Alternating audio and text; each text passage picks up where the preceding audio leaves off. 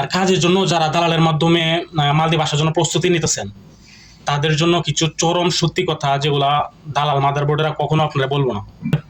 আমার এই ভিডিও না দেখা দয়া করে কেউ মালদ্বীপ আসবেন না।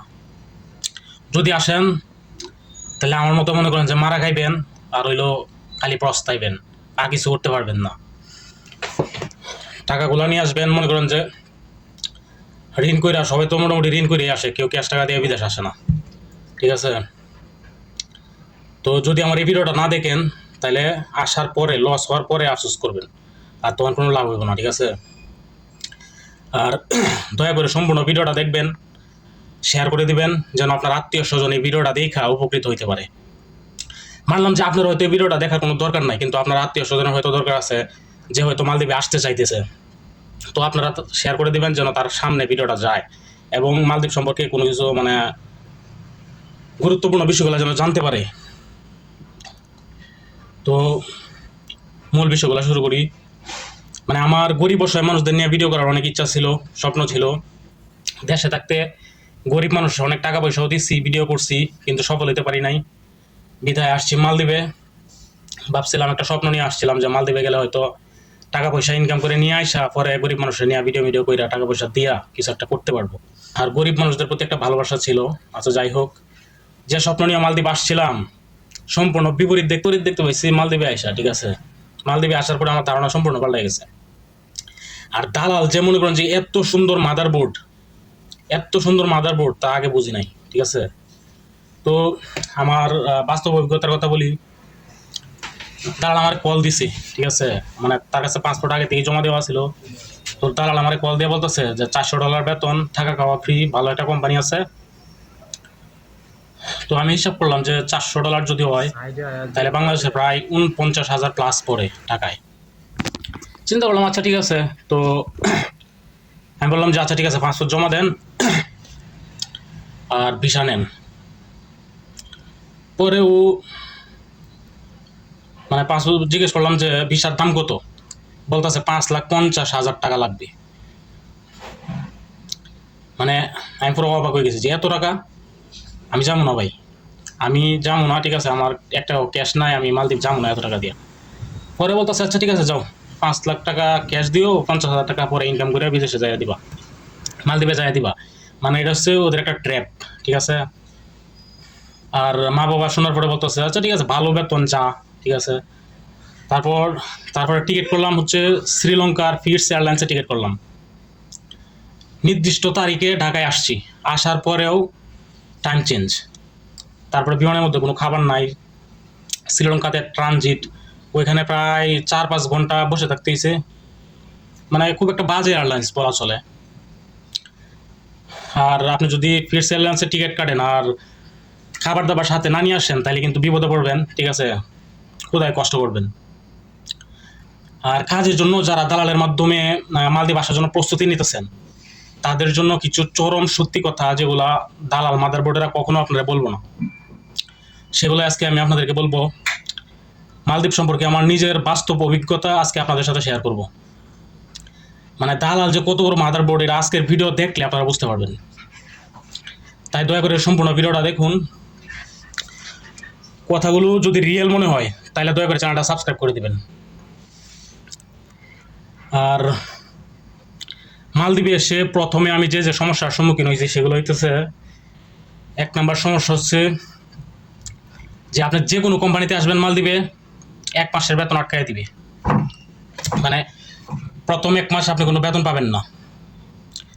তারপর দেশে দালাল আপনারা বলে দিব যে $400 মানে ডলারে বেতন দিব বা $350। তো আপনি হিসাব করে দেখবেন যে ভালো একটা অ্যামাউন্ট, ঠিক আছে? আপনি আমার মতো রাজি হয়ে যাবেন। আর রাজি হওয়ার পরে এখানে আসার পরে দেখবেন যে আপনার বেতন পাবেন হচ্ছে রুপিতে, মালদ্বীপিয়ান রুপিতে, ডলারে বেতন পাবেন না। আর আর এই রুপি পাঠাবেন কিভাবে বাংলাদেশে? তার জন্য মালদ্বীপে কোনো ব্যাংকিং সিস্টেম নাই, ঠিক আছে? আর ব্যাংক ছাড়া আপনারা যে কোনো দেশ থেকে, তো সবাই এটা আমরা জানি যে ব্যাংক ছাড়া ভালো রেট কেউ দেয় না, ঠিক আছে? তো ব্যাংকের রেট হচ্ছে মালদ্বীপের 1 রুপিতে বাংলাদেশের 8 টাকা বা কিছু পয়সা হতে পারে। আর বিকাশ সিন্ডিকেট করে এখানে আপনারা দিবে হচ্ছে 6 টাকা, 6 টাকা 6.5 টাকা দিবে, আর বেশি দিবে না। আর $400 বা $350 যদি আপনার বেতন হয়, আর সেটা রুপিতে কনভার্ট করলে $350 হয় 5,900 রুপি আপনি পান। আর 5,900 রুপি যদি আপনি হিসাব করেন 6 টাকা করে, তাহলে আবার হিসাব করেন আপনার বেতন কত করতেছে। তারপরে আসেন প্রয়োজনীয় জিনিসের দামের বিষয়ে।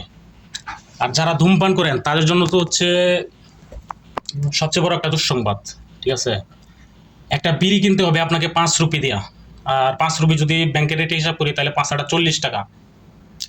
মানে যে বিড়ি আপনি 40 টাকাতে কিনবেন, এই বিড়ি বাংলাদেশের রাকেশ বিড়ি থেকেও খারাপ, ঠিক আছে। তো এটা ধূমপায়ীদের জন্য একটা দুঃসংবাদ। আর যদি সিগারেট খাইতে যান তাহলে একটা সিগারেটের দাম পড়বে হচ্ছে 10 রুপি, আর 10 রুপিতে বাংলাদেশের পড়ে হচ্ছে 80 টাকা, এটাও মাথায় রাখবেন। আর এবার আসেন খাবারের কথায়। 1 কাপ চা বা 1 কাপ কফি যদি আপনি খাইতে যান তাহলে পড়বে হচ্ছে 5 রুপি করে। আর যারা হোটেলে খাবেন তাদের জন্য সবচেয়ে বড় দুঃসংবাদ, মানে সিগারেট না খেলে থাকা যাবে, কিন্তু আপনি যদি হোটেলে খাইতে চান তাহলে কিন্তু না খায় থাকতে পারবেন না।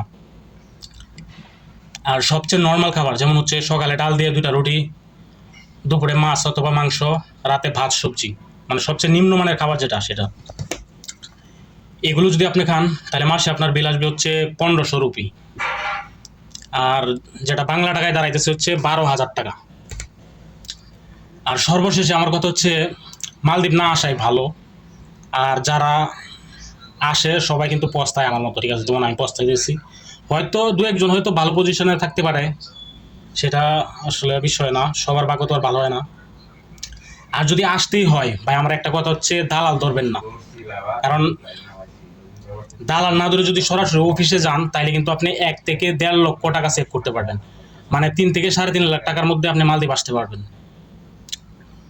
আর প্রয়োজনে আমি অফিসের নাম্বার দিয়ে দিব, যদি কারো অফিসের মাধ্যমে মালদ্বীপ আসার ইচ্ছা থাকে, মানে দালাল না ধরে, তাহলে আপনারা কমেন্ট করে যাবেন, আমি আপনাদেরকে অফিসের নাম্বার দিয়ে দিব, ওইখানে যোগাযোগ করে মালদ্বীপ আসতে পারবেন।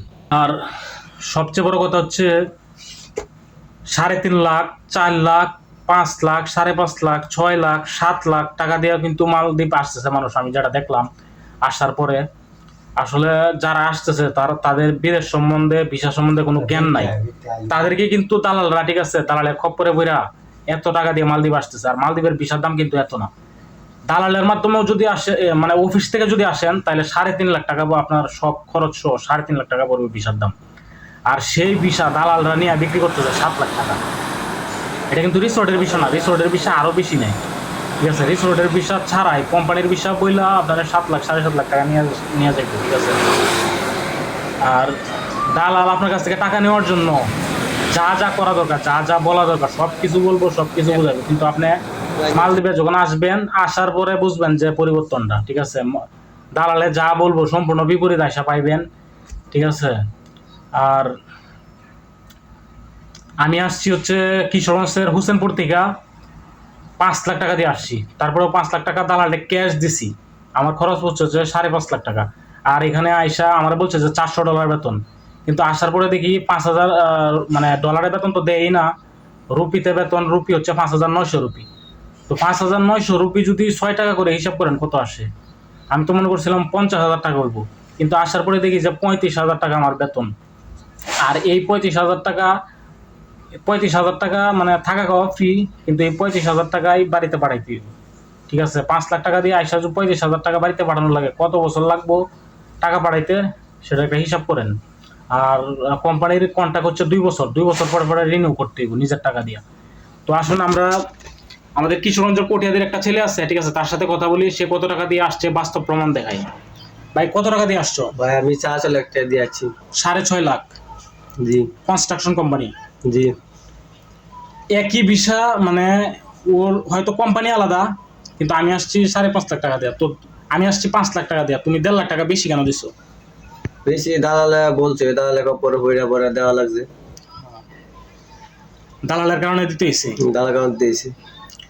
আর অফিসে কি যোগাযোগ ছিল কোনো? না, অবশ্যই কোনো যোগাযোগ নেই।